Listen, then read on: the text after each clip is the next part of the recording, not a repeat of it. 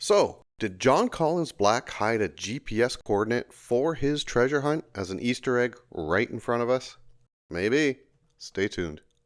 Alright everyone, welcome back to your new jumping off point. How you doing today? I think we got a good video for you. I took a quick poll of where some of the other YouTubers are. It looks like the Traveler's concentrating on past and future. Habeas just put something out, leading him to Utah.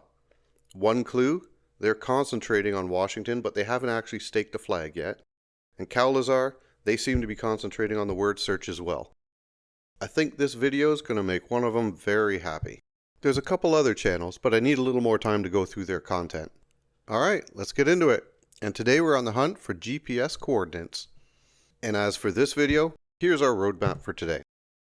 We know we're looking at the book for something that leads to a set of coordinates, but to get there, we have to take a quick detour. Just so this gets said at least once, I'm not affiliated with the automotive industry in any sort of way. For our detour, we need to review the Jeep brand very quickly. This will get us all up to speed and on the same page for the next part of the video. Alright, so from the website, here's just a few bullet points. Iconic America brand, under Stellantis, renowned for rugged SUVs and trucks, superior 4x4 off-road capabilities, and being around since 1941. Now whether you love the brand, hate them, or somewhere in the middle, you may have already heard that there's Easter eggs hidden all over the vehicle. Behind the gas tank, under the seat, inside the headlights, etc. If you haven't seen them before, here's just a small sample of what the images look like.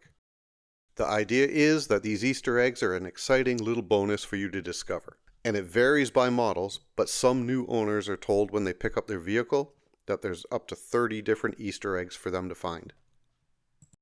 Alright, let's get back on track. Why do we care about any of this? And it's this little area here, this particular little Easter egg, that we want to look at. Because this looks remarkably similar to this. Take a look at it for a second. Of all the other connections that people have made, state flags, seals, books, etc., this is by far the closest match that I've seen. Alright, let's suspend our disbelief for a second. What can we find out about this image other than it's a Jeep Easter egg? The first one's obvious. As we've said, the shovel and pickaxe appear to be very similar. All of the additional lines that you see, well, they end up being a topographical map. And is this for a made-up location or an actual spot? It turns out the location of the map is in Utah. Alright, now we're getting into it. Is there a specific GPS location? Why, yes there is, and I'll show that in a minute. Is there anything interesting at that location? And it just happens to be on a trail called Fins and Things and Sand Flats Road. And our last and final point, it happens to be by a very popular camping location. So where do we go from here? Well, Google Earth obviously.